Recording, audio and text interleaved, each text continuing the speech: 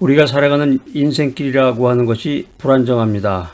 어제까지만 해도 아무 일도 없고 안정적이었던 것이 오늘 갑자기 흔들리고 불안해지고, 갑작스러운 전화 한 통 받으면은 사람 마음이 요동을 치게 되고, 정말 우리가 살아가면서 무엇을 붙들고 살아가야 할 것인가 하는 의문을 갖고 회의를 갖는 것이 인생입니다.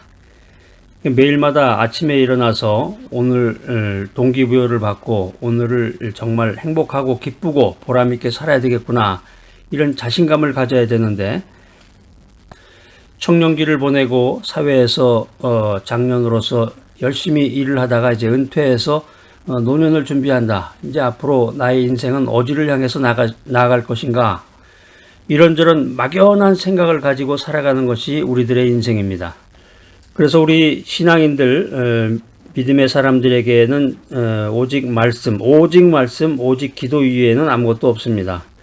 위대한 종교 개혁자였던 이 마르틴 루터가 이런 말을 했는데, 나는 오늘 할 일이 너무 많기 때문에 하루에 3시간 이상 기도하지 않고는 도저히 그것을 해낼 수가 없다. 이 마르틴 루터의 말을 가만히 들어보면 굉장히 아이러니한 말입니다. 우리 보통 사람들은 바쁘면 기도 못하죠. 아이고, 제가 너무 바빠서요, 기도할 시간이 없습니다. 제가 너무 바빠서 오늘 말씀 들을 시간이 없습니다. 이렇게 말을 하는데, 이 위대한 종교 개혁자였던 마틴 루터는 오늘 내가 할 일이 너무 많기 때문에 하루에 3시간 이상 기도하지 않고서는 그 일을 내가 감당할 수 없습니다. 이런 말을 했습니다. 그러니까 인생의 주인은 하나님이시고 이 천지 만물을 운행하시는 분이 창조주 하나님이시다. 그리고 내 인생길을 인도하시는 분이 하나님이시다. 내가 믿어야 될 분이 하나님이시다. 내가 의지해야 될 분, 내가 붙들어야 될 분이 하나님이시다. 이렇게 믿고 마틴 루터는 믿음의 생활을 했던 거죠. 신약성경 빌립보서 4장 1절로 9절에 보면은 이제 사도 바울이 이 빌립보 교회를 향한 그 코멘터리를 하게 됩니다. 빌립보 교회에 이제 교회에 문제가 많죠. 빌립보 교회에 있었던 그 문제에 대해서 충고를 하는 그런 귀한 말씀이 기록이 되어 있는데, 빌립보서 4장 1절 말씀 하나 읽어보겠습니다. 그러므로 나의 사랑하고 사모하는 형제들, 나의 기쁨이요 면류관인 사랑하는 자들아, 이와 같이 주 안에 서라.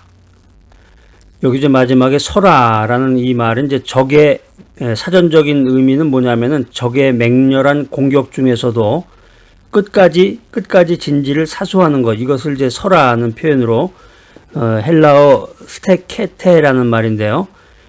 끝까지 진지를 사수해라. 그러니까 이제 우리가 이제 믿음의 성도들은, 크리스찬들은 악한 영의 공격으로부터 우리 믿음과 신앙을 끝까지 사수해야 된다, 끝까지 수호해야 된다, 이런 메시지를 준 것입니다. 어떻게 믿음을 지켜야 하나, 우리가 이제 빌립보서 4장 1절로 9절 말씀을 통해서 우리 믿음의 사람들이 하나님 중심으로 인생을 살아갈 때 어떻게 믿음을 지킬 수 있을까, 이 3가지 핵심되는 내용을 여러분에게 전달하고자 합니다. 첫 번째는 1절에 나와 있는 말씀대로 주 안에서 굳게 서라 하는 거예요. 주 안에서 굳게 서라. 오늘은 이리 왔다, 내일은 저리 갔다, 오늘은 이 사람 말 들었다, 내일은 저 사람 말 들었다, 이리 왔다 저리 왔다 이러지 말고 주 안에서 굳게 서서 진리를 붙들어야 된다는 것입니다. 빌립보서 4장에도 보면 이제 그 두 여인의 이름이 등장하는데요. 유오디아와 순두개, 순두부가 아니라 순두개. 두 여인들이 이제 믿음 생활하다가 둘이 이제 말다툼, 의견 충돌이 있겠죠. 이제 믿음이 하나가 되어야 되는데, 믿는다고 하는 사람들이 메시지를 접할 때 서로 다른 생각을 너무 많이 가져요. 그러니까 우리가 이제 믿음 생활하면서 너무 부정적인 생각을 가지신 분, 그분의 직분이 높다든가, 믿음의 연조가 오래된다, 모태신앙이다, 오랫동안 믿었다, 또 교회에서 직분도 많고 봉사도 많다, 그런데 생각이 부정적이다, 이런 분은 좀 조심해야 돼.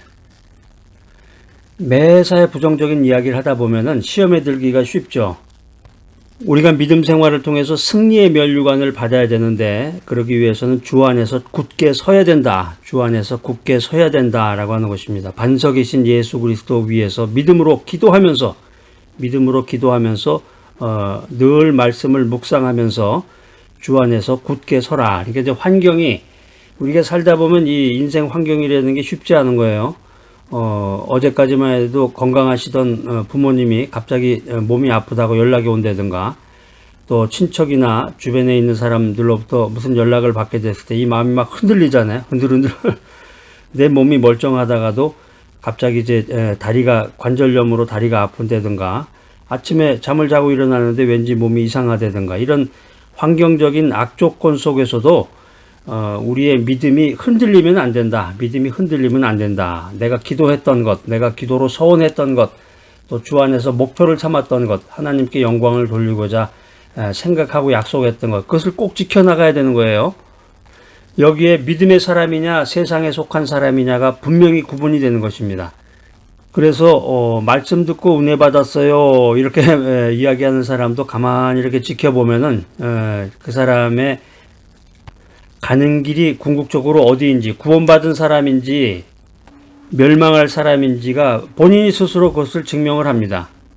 자기 스스로가 주님과 약속을 하고 기도하면서 생각하고 서원했던 것을 지켜나가는지, 어떤 환경과 악조건 가운데서도 굳게 믿음을 지키고 진리를 붙들면서 오직 말씀을 붙들고 기도하면서 살아가는지, 이걸 보면 안다는 것입니다.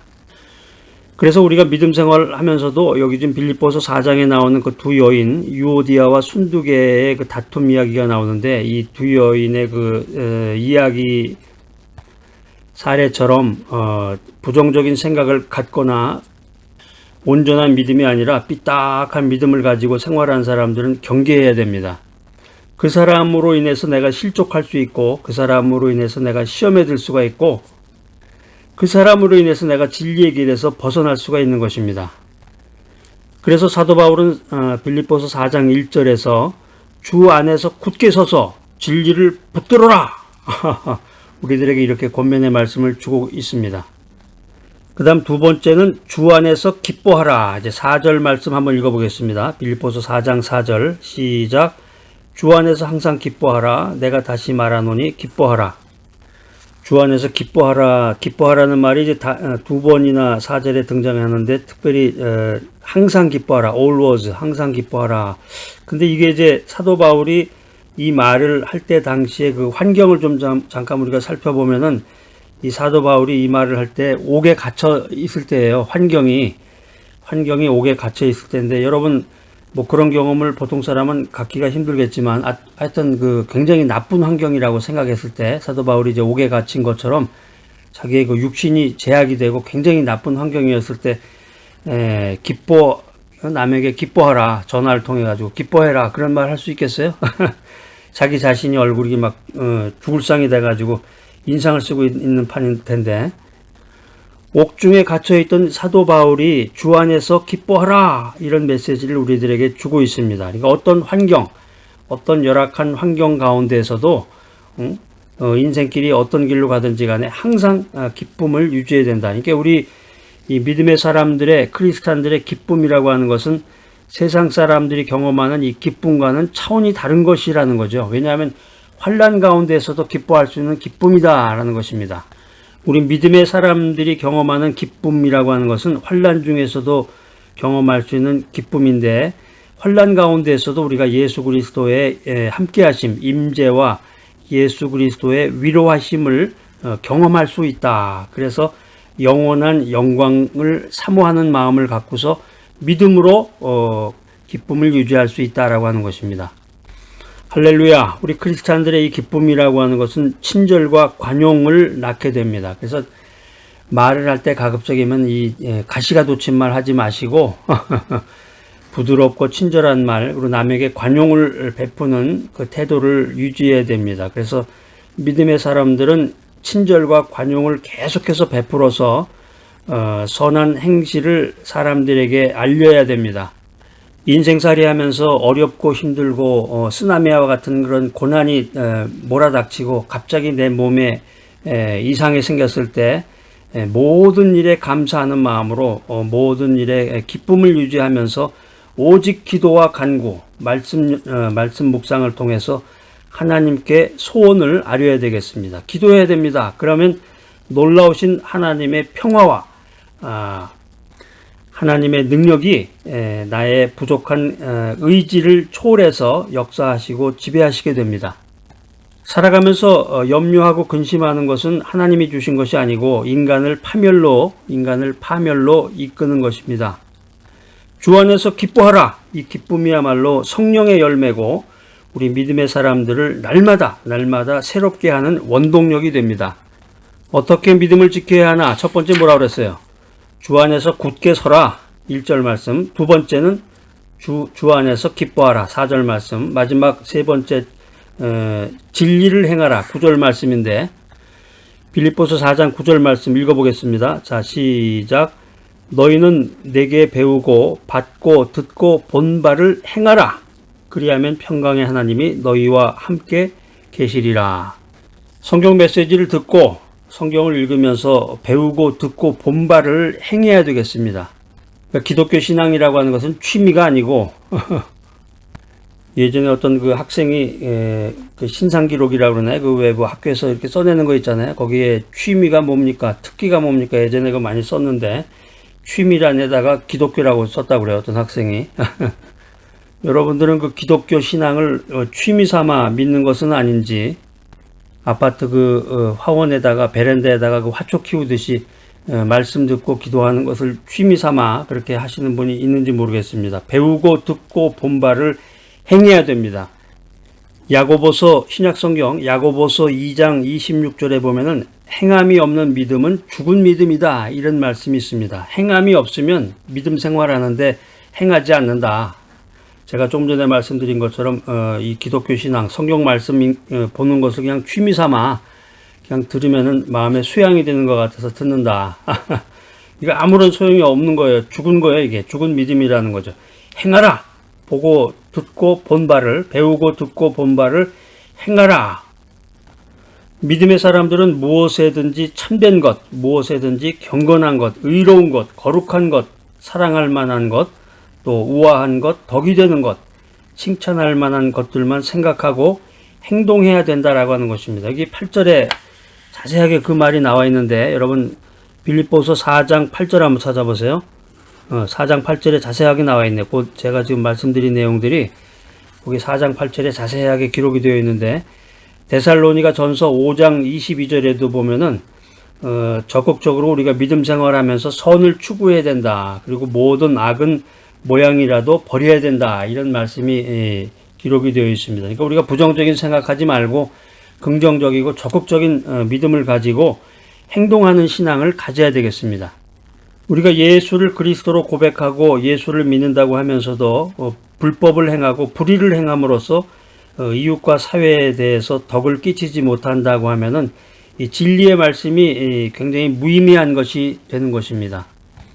전능하신 하나님께서는 하나님 나라의 시민권을 가진 이 크리스찬들이 진리의 법을 실천함으로써 하나님의 나라를 널리 선전하는데 앞장설 것을 원하고 계십니다. 사람들이 미국으로 이민을 와가지고 미국 시민권 받으려고 이렇게 애를 쓰고 그 미국 시민권의 가치가 뭐 어마어마하자 했는데 여러분들은 하나님 나라의 시민권을 가진 사람이다. 이런 자신감을 가지셔야 돼요. 하나님 나라의 시민권을 가졌다는 것은 뭐 돈으로 가치로 환산을 할 수가 없겠죠. 어마어마한 능력을 가진 건데 여러분 이제 오늘 이 순간부터 이 진리의 말씀을 보고 듣고 배웠는데 배우고 듣고 본 바를 이 진리의 법을 실천하는 여러분들이 되시기를 바랍니다. 자, 오늘 이 귀한 메시지 들으신 여러분들 어떻게 믿음을 지켜야 하나? 오늘은 어제는 저리 갔다, 오늘은 이리 갔다, 내일은 또 돌아가고 이렇게 왔다 갔다 하지 마시고 주 안에서 굳게 서라. 주 안에서 기뻐하라. 그리고 진리를 행하는 귀하고 복된 여러분 모두가 되시기를 간절히 기대합니다.